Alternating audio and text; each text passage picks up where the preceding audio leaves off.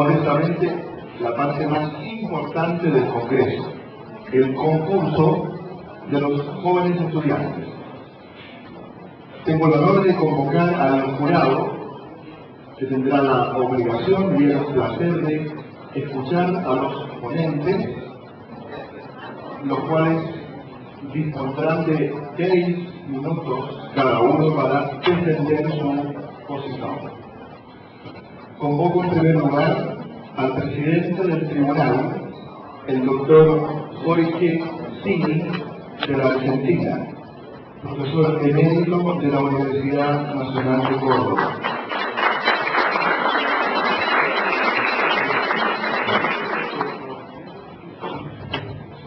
En segundo lugar, agradeciendo su presencia, convoco al desembargador del Tribunal de Justicia de Goiás, doctor Gerardo González da Costa.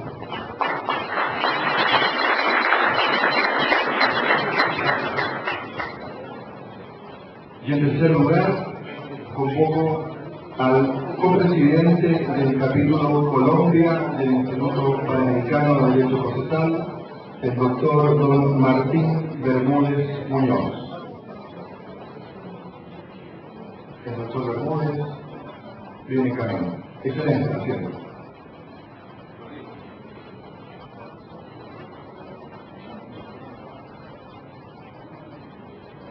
Convoco en segundo lugar, en reiteración, al doctor Martín Bermúdez Muñoz. Bueno, por el momento, excelente, asistencia. Convoco en consecuencia a los estudiantes que van a tener la oportunidad de hacer uso de la palabra por 6 minutos para la defensa de su posición. En primer lugar, la señorita Catherine Melgar Tamara, del Perú. Si no está presente, sigo con el segundo concursante. En segundo lugar, Catherine, bienvenida. Catherine Melgar hablará de el debido proceso y la regulación de los medios impugnatorios en el proceso declarativo del Perú. Buenas tardes, señores jurados y asistentes. En primer lugar, manifestar mi agradecimiento a los organizadores del evento por haber elegido mi ponencia, ¿no? Y además manifestarles mi alegría por estar presente en este encuentro. En esta oportunidad voy a hablar acerca de los avances o retrocesos que hubieron en la legislación peruana relativa a los medios impugnatorios, en especial referencia a la casación, a recursos de casación. Para eso voy a desarrollar un marco teórico previo, ¿no? Todos estos conocimientos plenos de que la vida en convivencia de los seres humanos trae consigo conflictos entre los objetivos de interés. Esto se desarrolla por la escasez de los bienes y la multiplicidad de los intereses. Ante ello, se han desarrollado diversos fenómenos para solucionar estos conflictos de interés, ya sean a cargo de las propias personas que se encuentran en esos conflictos o a cargo de un tercero. El mecanismo de solución de intereses, que es por excelencia y que tiene naturaleza pública, es el proceso judicial. Dependerá de la forma en la que se estructura este proceso judicial para determinar si un ordenamiento jurídico se acoge o no a un sistema garantista, o si se acoge por contraposición a un sistema policístico o autoritario. El sistema garantista se caracteriza porque las partes son las que tienen la primacía en el proceso. Son dos partes en igualdad jurídica que una pretende algo mientras que otra se defiende contra esa pretensión. Ese tercero, en ese proceso, el juez es que de manera imparcial resolverá el conflicto. Considero que es de vital importancia tomar atención al sistema de impugnaciones que se ve regulado en un determinado proceso para determinar si el ordenamiento jurídico ha amparado un sistema garantista o un sistema autoritario. Ya que el sistema de impugnaciones en estricto es el mecanismo por el cual los oficiales pueden cuestionar las decisiones del juez. Bueno, como ya lo había mencionado, voy a dar especial importancia al recurso de casación, ya que la última modificación realizada del Código Procesal Civil peruano tiene relación a la regulación que tiene este recurso. El recurso de casación, bueno, parto de la premisa de que comparto la opinión de la doctora Maximiliano al considerar que es un recurso extraordinario, ya que durante el tiempo de vigencia, durante el plazo que existe para poder interponer ese proceso, no se puede considerar, este recurso no se puede considerar que existe calidad de cosa juzgada en el fallo judicial. Es por eso que aún sigue pendiente dicho proceso. El recurso, por tanto, será la casación un recurso extraordinario que tiene por finalidad anular y dejar sin efecto las resoluciones que contradicen o que contravienen el ordenamiento jurídico. Para que ante la anulación de dicho fallo judicial pueda ser nuevamente dada la vigencia del ordenamiento jurídico, ¿no? El ámbito de aplicación de este recurso se da ante el error, ante un posible error de derecho o un error en el procedimiento que se hubiera generado en un fallo judicial. El recurso de casación, tal cual está regulado, bueno, como estaba regulado antes de la ley modificatoria a la que voy a hacer referencia en un momento, se establecía de esa manera. Tenía como finalidad, y bueno, hasta ahora la mantiene, la correcta aplicación del derecho y la unificación de la jurisprudencia. Ya nos da un marco de valores premios que tienen un tinte del sistema autoritario, ¿no? Siempre que una interpretación que se puede hacer de estos valores puede llegarse a dar primacía a dichos valores sin considerar los intereses de los particulares o los justiciables. Además, las sentencias que son susceptibles de ser cuestionadas por un recurso de casación en la legislación anterior eran las sentencias expedidas por las salas superiores. Esto, bueno, para poder informarles un poco de cómo se regula el sistema en el proceso civil peruano, no solamente las salas superiores son aquellas que ven en última instancia los procesos judiciales, sino que también los juzgados especializados pueden ser potenciales segundas instancias. Y al establecer la regulación del recurso de casación, que solamente eso procede contra las sentencias de las salas superiores, el legislador hace una diferencia injustificada y no que quita ese recurso que puede cuestionar el fallo judicial sin motivo alguno a los justiciables que someten su controversia ante un juzgado especializado. El criterio por el que un juzgado especializado conocerá un proceso en segunda instancia tiene que ver con el tema de cuantía. Entonces, la cuantía no es suficiente razón para poder quitar esta oportunidad a los justiciables que tienen un proceso, que tienen un conocimiento en segunda instancia de los juzgados especializados. Bueno, el trámite que llevaba este recurso, el recurso de casación, considero que generaba una declaración necesaria, puesto que consideraba dos filtros. El primero, ante la sala superior, quien evaluaba los requisitos, entonces evaluaba los requisitos de forma, y luego de que este filtro fuera aprobado, se pasaba a la Corte Suprema, donde se hacía un nuevo análisis de los requisitos de forma y de fondo, pudiendo la Corte Suprema anular el auto admisorio de ese recurso si se consideraba que los requisitos de forma no se cumplían. Esto ocasionaba una elección necesaria a mi criterio, porque tenía doble filtro de este recurso.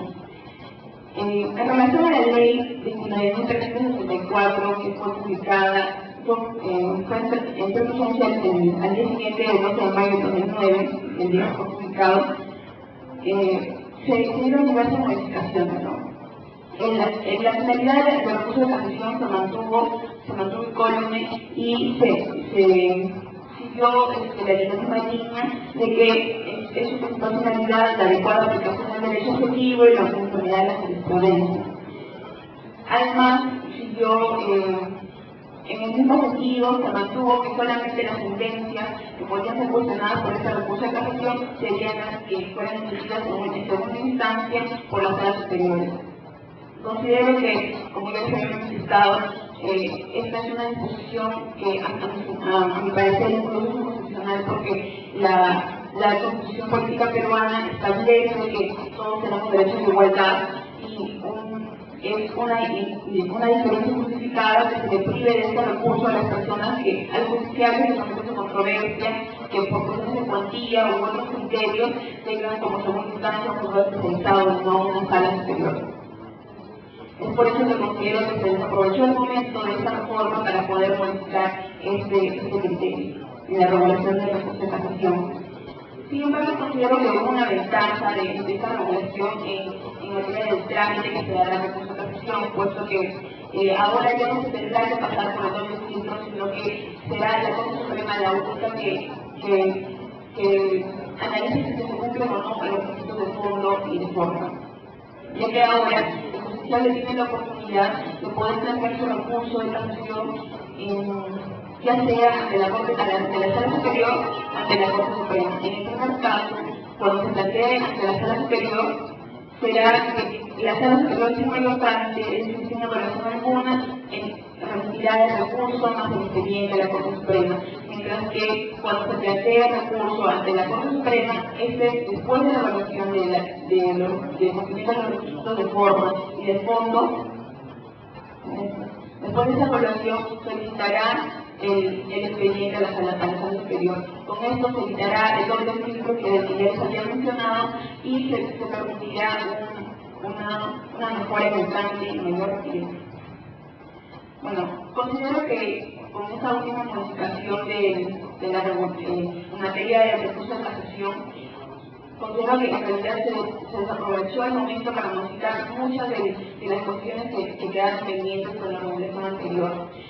Se debe, si bien es cierto, el recurso de casación tiene por finalidad valores supremos como establecer la vigencia del derecho subjetivo, modificar la jurisprudencia, el interés del justiciable no puede ser dejado de lado.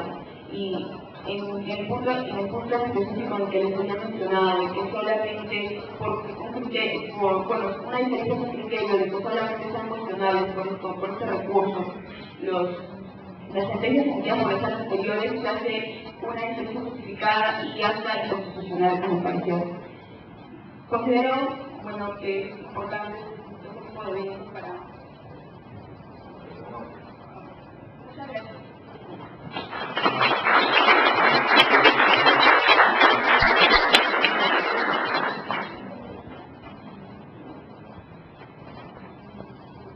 Agradecemos a Caterina Melgar.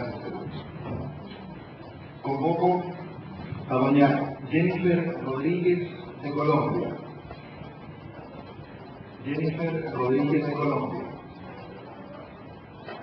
Convoco a don Juan Francisco Moristés de Córdoba, Argentina. Juan Francisco va a hablarnos sobre concentrar el control de constitucionalidad. Y se pregunta, ¿un avance legislativo para la República Argentina? Juan Francisco.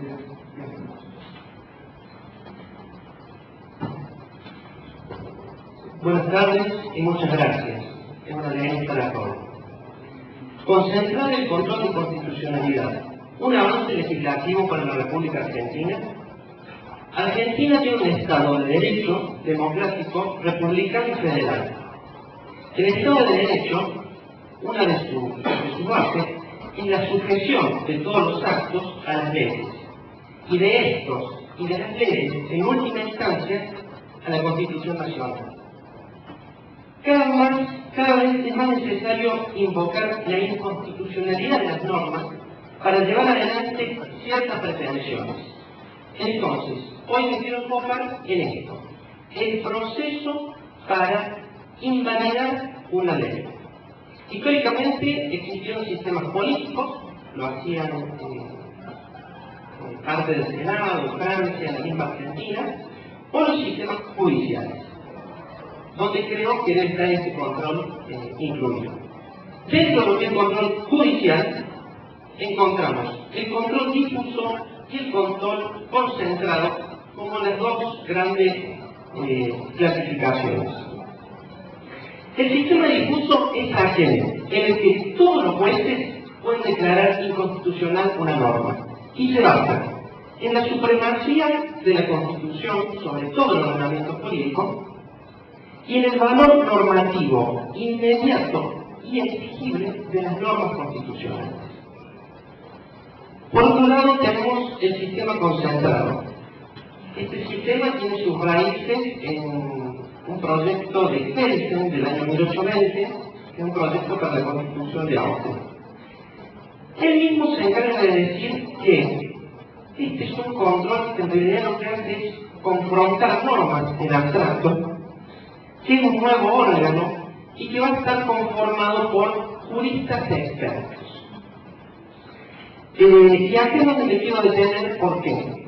Porque hay todas las nuevas tendencias en Latinoamérica de crear lo que son los tribunales constitucionales, que en definitiva concentran este poder de declarar inconstitucional una ley. Yo destaqué en el trabajo 4 inconvenientes que le encuentro a la concentración. Primero, la guerra de cortes. En sistemas jurídicos, donde ya están, ¿no es cierto?, institucionalizadas las distintas jerarquías y pasos, injertar un órgano como un tribunal constitucional que le quita facultades a los órganos superiores, por ejemplo, genera un monstruo de dos cabezas, digamos. Hay pelea de poder entre dos órganos jurisdiccionales.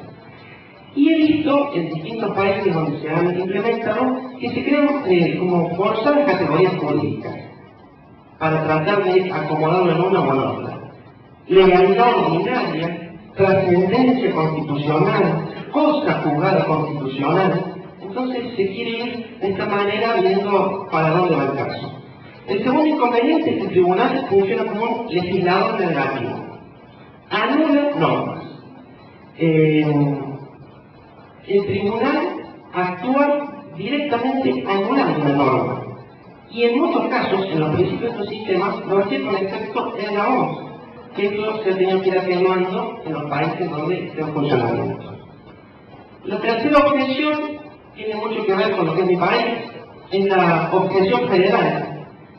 Históricamente, las provincias, que son los estados que conforman la Argentina, son preexistentes y le cedieron facultades a la nación. Dentro de las facultades que no se dieron está la administración de justicia. De hecho, las provincias deben asegurar la administración de justicia para seguir siendo provincias.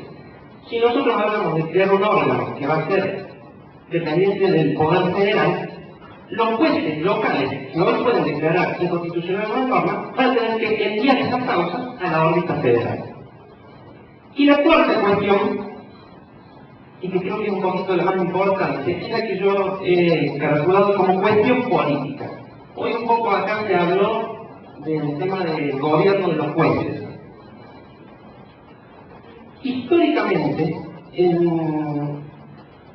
desde el periodo de entreguerras para adelante, en los lugares donde se usaron estos tribunales fue con una clara tendencia política.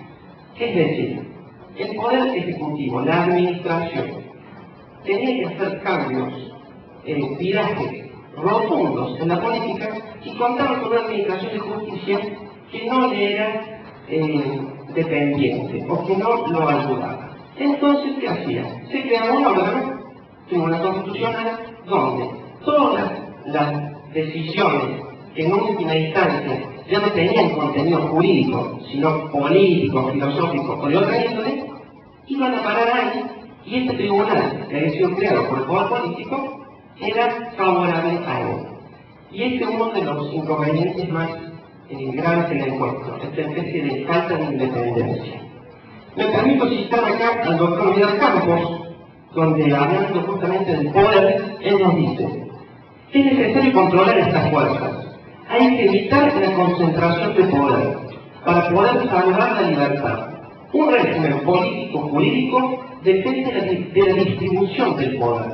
Es necesario distribuir el poder para evitar los abusos.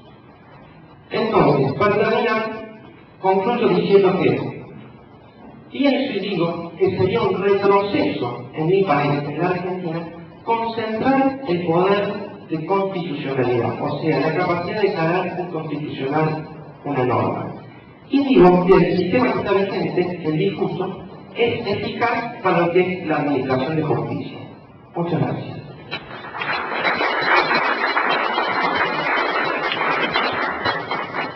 Agradecemos a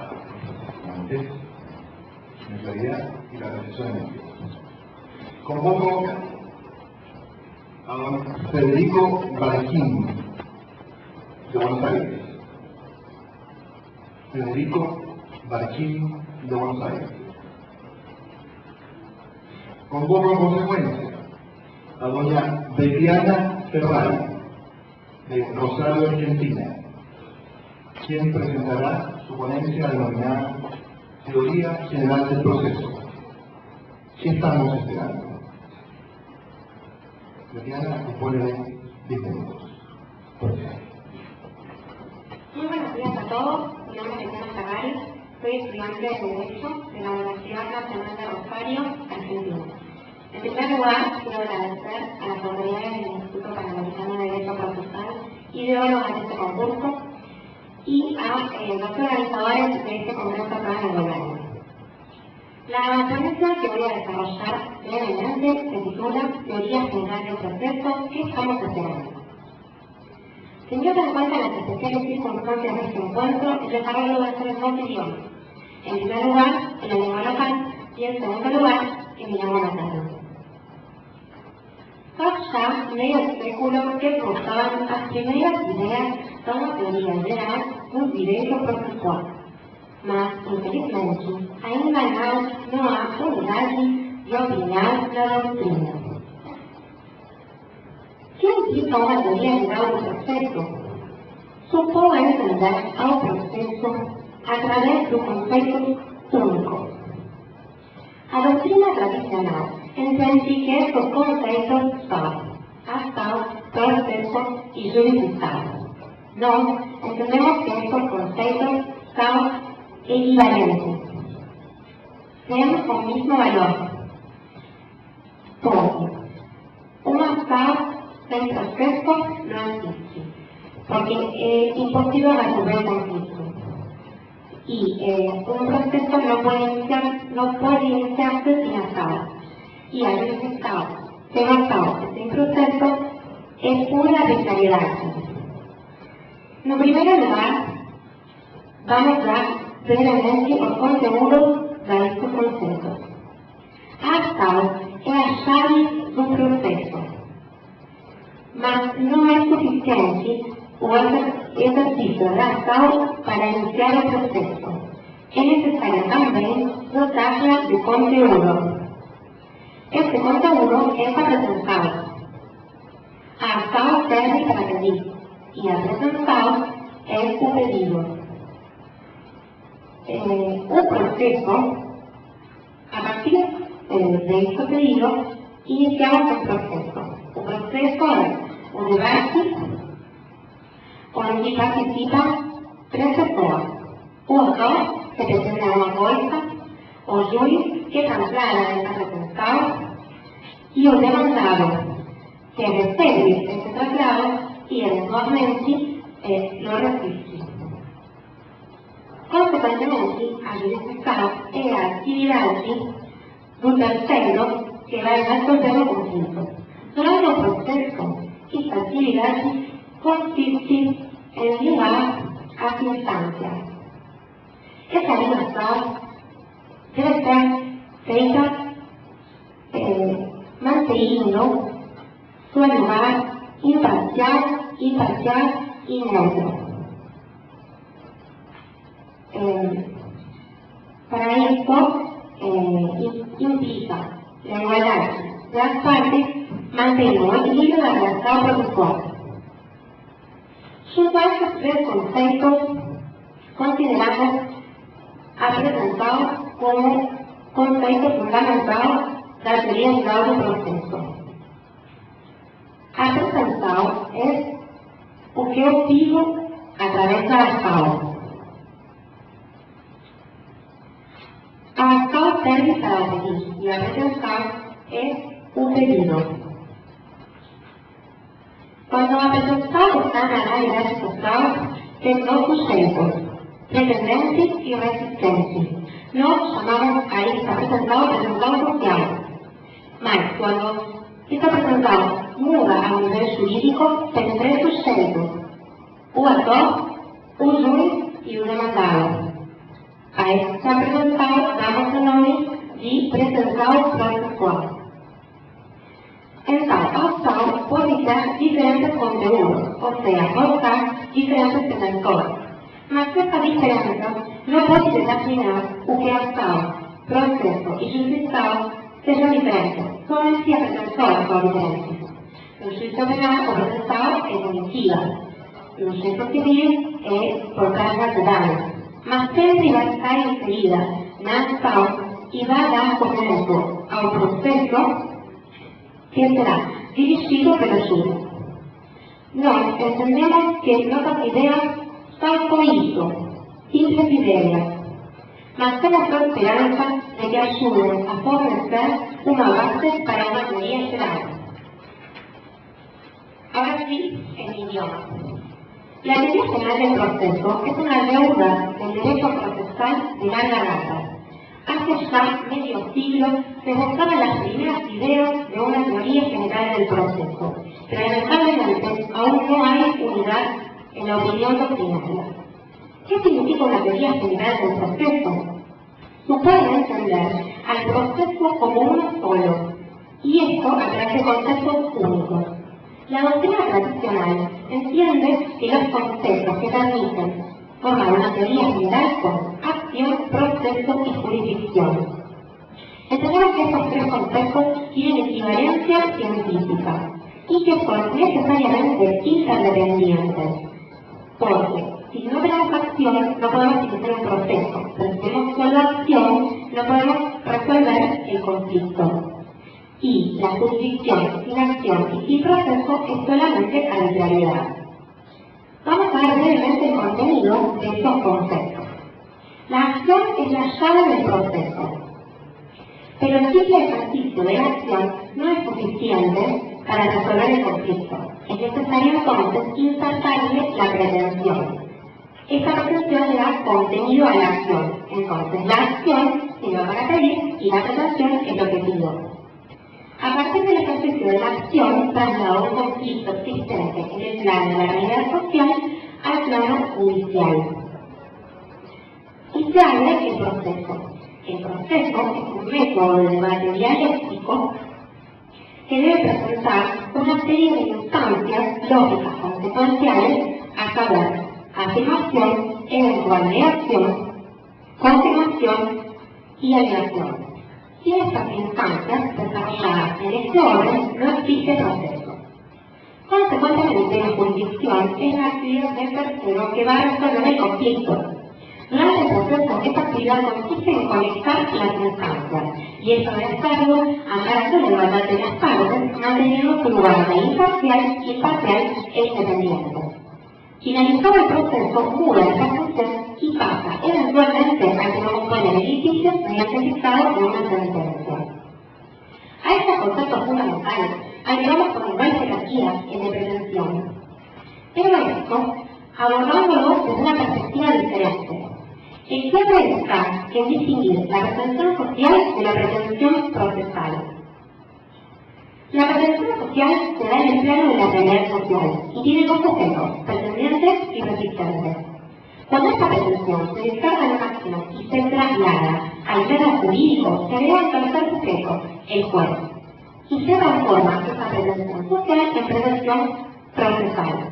Así, la pretensión procesal tiene tres sujetos: el actor, el juez y el demandado.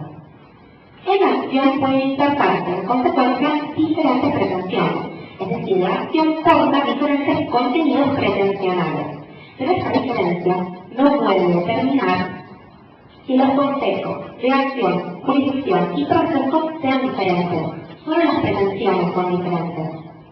Para concluir, rescato tres ideas cuatro. En primer lugar, la equivalencia científica de los conceptos de acción, jurisdicción y proceso y su necesaria interdependencia. En segundo lugar, la inclusión de la pretensión en pretensión social y pretensión procesal. Y en tercer lugar, los contenidos pretensionales diferentes que puede aportar la acción no destruyen la unicidad de los conceptos de acción, jurisdicción y proceso. Cualquiera fuera el bien de la vida que se persigue con esta pretensión. Entiendo que estas ideas son solo eso, simples ideas, pero tengo la esperanza de que contribuyan a fortalecer la base de una teoría general del proceso. Muchas gracias.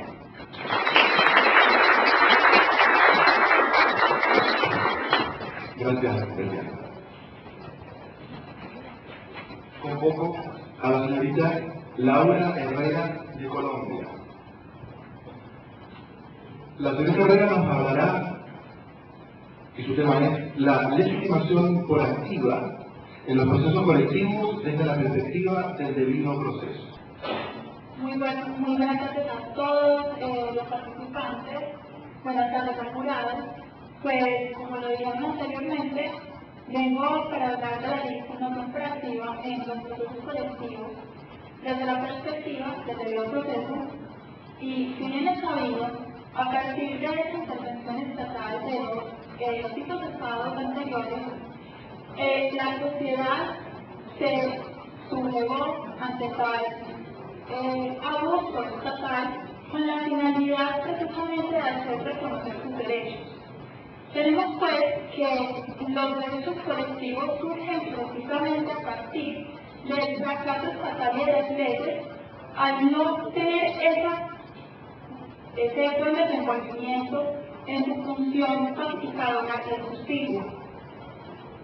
Para conllevar la ponencia, hablaremos de tres temáticas importantes que tendrán la primera será una conceptualización de lo que es el derecho colectivo, la segunda tratará precisamente de la legitimación coactiva y los criterios que se establecen para que una persona sea legítimo en cuanto a función de demandante o su rol de demandante. Y como tercero, hablaremos de esa principalística del debido proceso, y en especial el principio de publicidad, que es muy importante en estas pretensiones colectivas y a los intereses colectivos injustos. Así bien, empezamos con una conceptualización del derecho colectivo, teniendo en cuenta que esto encabeza la pluralidad de personas que muchas veces no van a ser determinadas, pero también vale mencionar lo concerniente al interés difuso y al interés colectivo, que muchos autores, como el autor Antonio Gili, los han diferenciado, pero también otros les han creado un vínculo importante, como lo hizo la doctora Wendy Martínez Mejía, Así que bien, comenzamos con la diferenciación entre los intereses colectivos y los intereses difusos. Tendremos que estos se diferencian radicalmente en la vinculación que las partes que las sociedades afectadas tienen. Si el vínculo es jurídico, hablamos entonces de un interés meramente colectivo, difuso, donde esta colectividad va a tener una relación precisamente por condiciones sociales, como las condiciones profesionales o de estatus socioeconómico. Aquí también hablamos ya de los intereses colectivos, donde ese vínculo va a ser precisamente porque la sociedad comparte ese goce y ese ejercicio del derecho, del bien que se le ha sido vulnerado por los entes estatales, o bien sea por entes administrativos privados. De esta forma, sería importante mencionar que los intereses colectivos son aquellos que están en cabeza de esa pluralidad indeterminada, en contraposición con los intereses difusos que van a estar en cabeza de una población que va a tener un número plural determinado. Sin embargo, como lo mencioné anteriormente, la doctora Martínez Mejía establece un vínculo importante en la ley de intereses y dice que el interés difuso surge a partir de la sociedad de forma que mediante un proceso de desarrollo y de positivización, por así decirlo, se convierte ya en un interés colectivo, de que decimos que el interés colectivo parte de la premisa de que vincula a dos personas jurídicamente. Asimismo, vale mencionar pues que estos derechos son obligatorios para el Estado desde su teología y ontología totalmente, por lo cual no puede sustraerse de ninguna forma de sus obligaciones y más que todo lo que el juez les encomienda después de dictar el caso.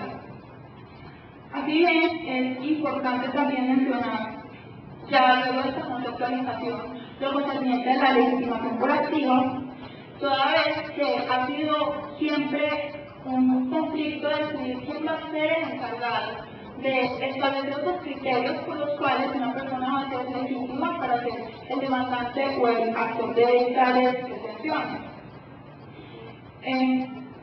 Se dice que puede ser la ley quien cree tales criterios, pero también, como lo establece la regla 23 de la class action en Estados Unidos, sería el juez quien establezca tales criterios.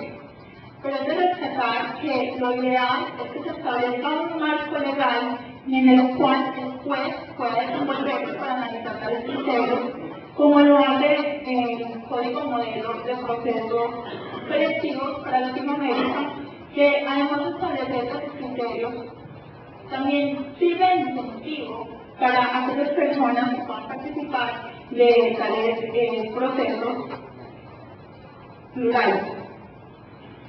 De esta forma, el proceso tiene que estar totalmente adecuado a la principalística del debido proceso y, como lo mencioné anteriormente, es la publicidad uno de los pilares fundamentales de tal derecho. Por tal, entonces, pasaré a hablar de la publicidad y la notificación que se le puede hacer a las personas involucradas en el proceso. Tendremos que la publicidad es entonces esa información que se le da a las personas, a las partes de la existencia de un proceso, con la finalidad de que sean beneficiados con los efectos que el proceso da, pero también para que participen aprobando pruebas en beneficio de la legitimidad del proceso. De esta forma, ya sabemos que la ley va a establecer los criterios de forma formalmente, pero será entonces el juez el encargado de materializar tal notificación. Esto es una problemática grave y más cuando estas pretensiones colectivas y también difusas se presentan en zonas rurales donde el acceso a la información es muy pobre, entonces muchos no pueden acceder a tales procesos y beneficiarse de sus efectos. Por esta razón, lo que proponemos es que el cuerpo municipal, al ser menor en su jerarquía y al estar más cercano a la sociedad, sea quien participe en la notificación de estas personas, pero también se sirva como un informador jurídico, ya que tal pluralidad común puede desconocer los procedimientos para hacer valer sus derechos y que les sean reconocidos. De tal forma, tendremos pues que la legitimación por activa por su parte muchas veces es negada a al ombudsman, como sabemos, el representante del pueblo, del personero, del ministerio. Y pues esto puede tener muchas veces implicaciones, la participación del ombudsman en tales procesos, siempre y cuando su ejercicio es tan pobre al formar parte de esta organización estatal, entonces sus actuaciones en tales procesos pueden considerarse muchas veces como subversivos al encontrar ese régimen burocrático. que se sale pues a pesar de las intenciones por las cuales fue creada, se sale pues de sus creaciones. Ahora para concluir tendremos que es importante que estos jueces participen de forma solidaria además y que sean garantes de esa distribución de justicia, acudiendo pues a estas personas afectadas. Y también vale mencionar que en medio de la congestión procesal es importante que se acuda a un procedimiento administrativo en el cual las personas acudan a sus entes estatales administrativos para que ellos sean conscientes de su errático actuar y pues hagan pues la indemnización debida. Y esto pues esto sería el garante de una celeridad y economía procesal. Muchas gracias.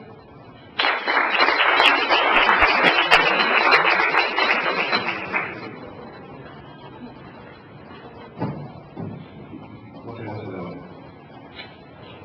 Parte ingrata a los moderadores de Costa Rica. Desde Mendoza me retan diciendo que no convoque, siguiendo entonces la cultura de oro. Invito, en último lugar, por hoy día, al ordinario, al alumno Sebastián Betancourt de Colombia. El señor Betancourt hablará sobre los progresos y contrariedades de la nueva sistemática acusatoria penal colombiana desde la óptica del debido proceso.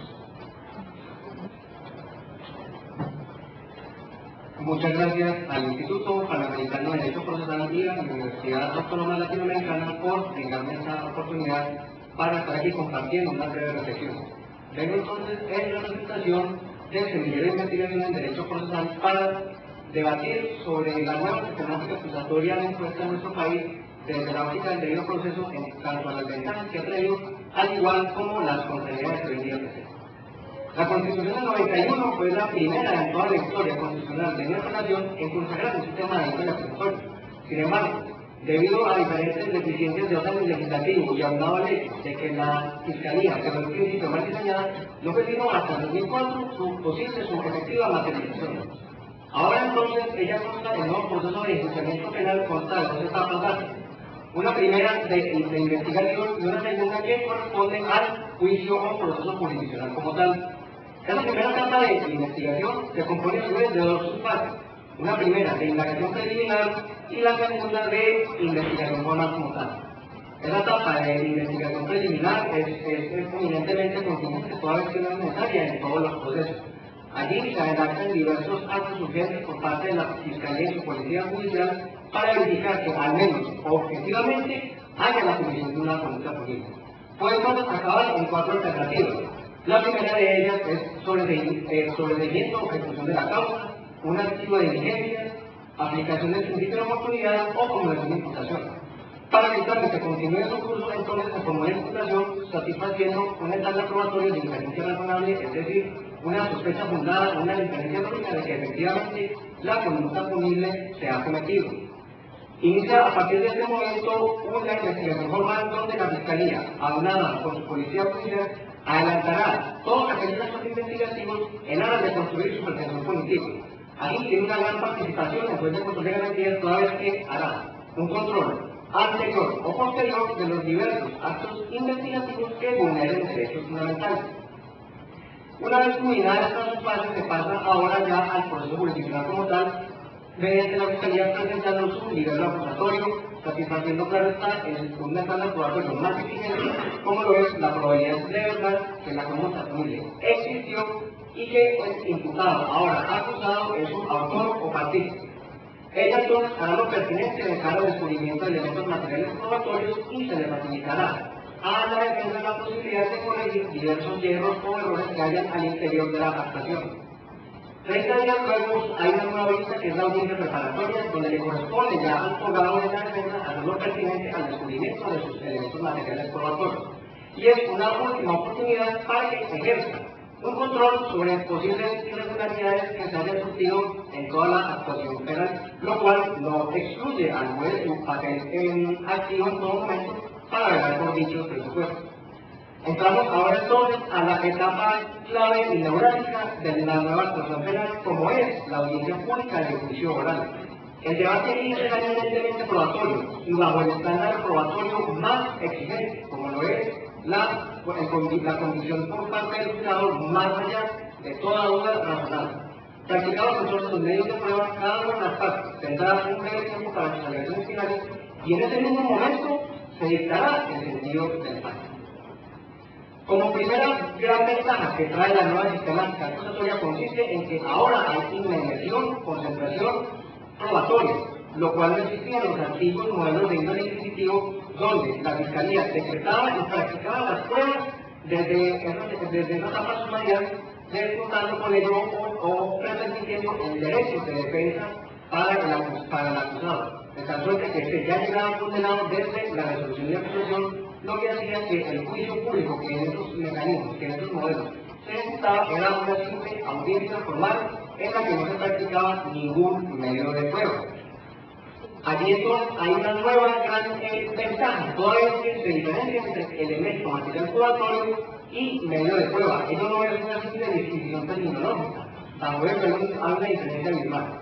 Un elemento material probatorio permitirá entonces construir una verdad a partir de un determinado objeto, para así llegar a una verdad procesal en aras de lograr un fallo en derecho y en justicia.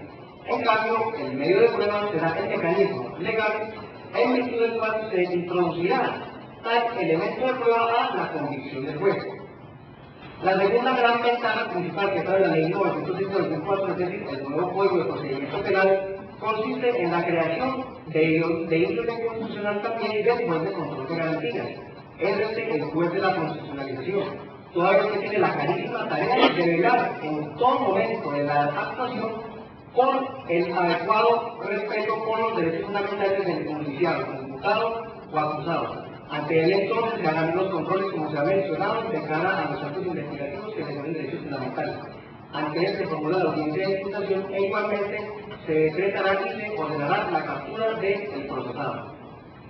La tercera gran ganancia que se ha obtenido con el nuevo método de enjuiciamiento acusatorio consiste en la supresión total de las funciones jurisdiccionales que exceden mecanismos inquisitivos antes de que la Fiscalía.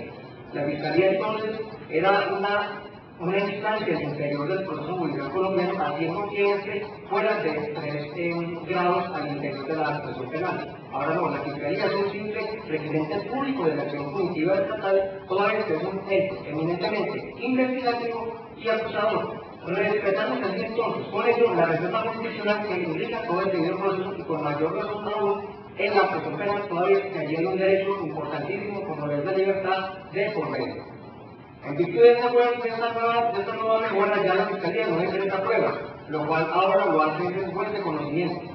Pasando entonces a la segunda gran mejora o aporte que hace la ley 906 de 2004, consiste en que existe mayor celeridad y economía procesal. Toda vez que ahora los términos son perentorios y además se ha suprimido el grado jurisdiccional de consulta, lo que antes tenía tan congestionados a nuestros tribunales de distrito y a nuestra sala de casación penal de nuestra Corte Suprema. Sin embargo, no todo es tan ventajoso. Hay una serie de irregularidades de un gran alto corte inquisitivo que aún trae la ley 906 de 2004. La primera de ellas consiste en que la investigación aún sigue siendo retrasada. Se continúa entonces transgrediendo el derecho de defensa material de la persona, toda vez que en Colombia cualquier ciudadano puede ser objeto de una indagación sin desconociendo tal eventualidad, lo que hace entonces nugatorio su derecho a la defensa material. Se desconoce un debido proceso probatorio y asimismo hay una total omisión de igualdad. Otra característica negativa que trae el nuevo Código de Procedimiento Penal consiste en que su parte de indagación preliminar no tiene un término definido en la ley, solo la puede tener la prescripción de la acción penal. Inclusive nuestra Corte Constitucional participa de la confusión que ha creado la ley, toda vez que en tratándose del inconsciente, los algo que ha decidido que hubiese dicho que respecto de esta persona, la acción se suspende, los términos se suspenden, antes no. Parte ella de la decisión de que efectivamente a ese individuo se le ha imputado, beneficiándose entonces con la reducción del término a la mitad. Por último, a destacar por parte del semillero consiste en que la oralidad es relativa. Ello quiere decir entonces de que debido a una improvisada implementación y a la falta de recursos materiales y logísticos, es imposible que las partes al interior de la actuación penal puedan desarrollar una adecuada lenguaje textual, lo que de contera les impide presentar una adecuada teoría legal que les permita entonces dar pleno sustento a su pretensión de condena o de absolución, según sea el caso. Forzoso es concluir que la sistemática penal acusatoria que hoy rige en Colombia era una necesidad. En virtud de ella, se han suprimido todos esos procesos cuasi-kafkianos en virtud de los cuales la persona no sabía a qué actos de investigación estaba sometido y entonces no podía hacer un real ejercicio de su derecho de juicio. Sin embargo, es la claridad de que la oralidad por sí sola no es una panacea para descongestionar los tribunales. Ello entonces permite que haya una mayor celeridad de cada uno de los procesos, pero no necesariamente constituye un mayor derecho. Las conclusiones provisionales del semillero, además de lo anterior, consiste en que las fuentes del derecho en nuestro país han dado un gran aporte. Sin embargo, se han quedado cortas en muchos casos. Se adelantará entonces una investigación no cualitativa, en una primera fase teórica y una segunda fase práctica, de cara a culminar proponiendo un proyecto de ley que subsane todas estas irregularidades inquisitivas que se acumulan con el modo debido por esos probatorios en aras de humanizar la actuación penal desde la óptica del debido proceso, la dignidad humana y toda la dogmática que irriga el Estado social de Derecho. Muy amable.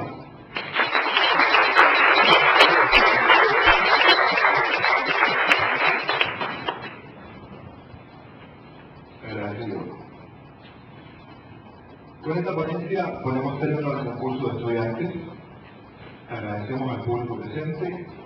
Citamos para mañana a las 8 de la mañana la continuación del Congreso y me han entregado el inmerecido honor de entregar testimonios de reconocimiento para los académicos y magistrados que han presidido este concurso, que ellos van a proceder a votar luego de esta elección. Entrego entonces testimonios al doctor Cini, al doctor González y al doctor Bermúdez. Muchas gracias.